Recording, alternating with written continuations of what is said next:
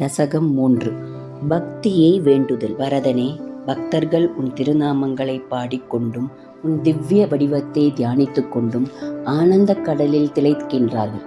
உன் குணங்களையும் கதைகளையும் கூறிக்கொண்டு உன்னிடத்திலேயே இன்புற்றவர்களாய் தாம் விரும்பியவற்றையெல்லாம் அடைந்திருக்கின்ற அந்த பக்தர்களையே நான் பேறு பெற்றவர்களாக கருதுகின்றேன்.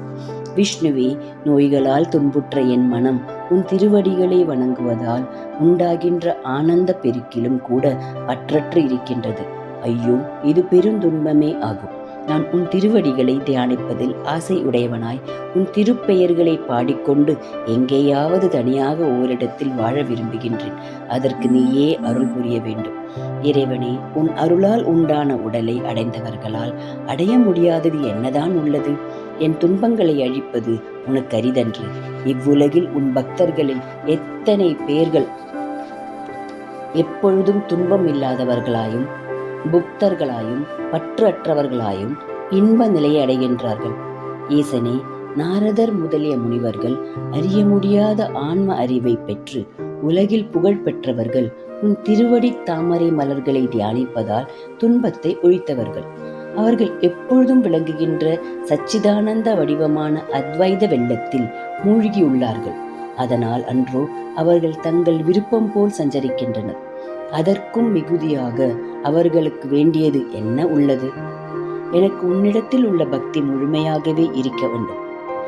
அது தான் எல்லா துன்பங்களையும் அடியோடு அழிக்க வல்லது. இது பற்றி சிறிதளவு ஐயமும் என் மனதில் இல்லை. அப்படி துன்பங்கள் நீங்காவிட்டால் வியாசரின் சொல்லும் உம்முடைய உபதேசமும் வேத வாக்கியமும் அறியா பாமரனின் பேச்சினை போல் பொய்யாக அல்லவா ஆகிவிடும்.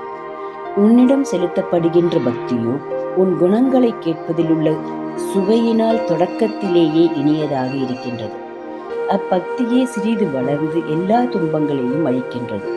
மேலும் முடிவில் தூய்மையான அறிவின் தோற்றத்தோடு கூடிய பிரம்மானந்தத்தில் இரண்டர கலக்கின்றது. இதற்காக மேலாக வேண்டத்தக்கது வேறு என்ன இருக்கின்றது? துன்பங்களை விலக்கி என் கால்கள் உன் திருக்கோவிலை நாட வேண்டும். கைகள் உன்னை வழிபட வேண்டும்.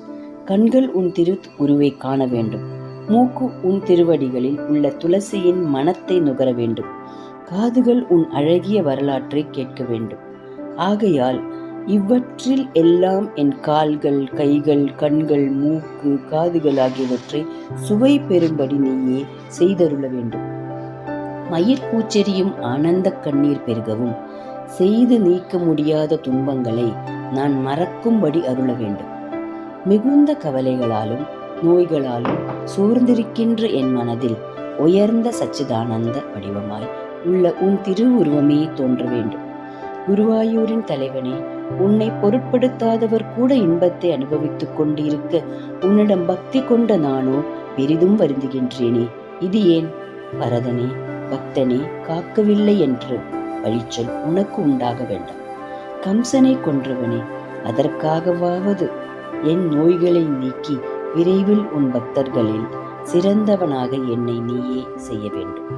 தேவனே, மிகுதியாக சொல்வதானால் என்ன பயன்? வரதனே, உனக்கே என்னிடம் அருள் உண்டாகின்ற போது உண்டாகட்டும்.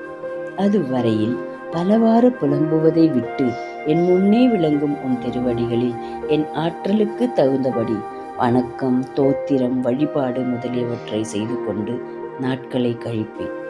ஹரே ராமா ஹரே ராமா, ராம ராமா ஹரே ஹரே, ஹரே கிருஷ்ணா கிருஷ்ண கிருஷ்ணா ஹரே ஹரே, நாராயண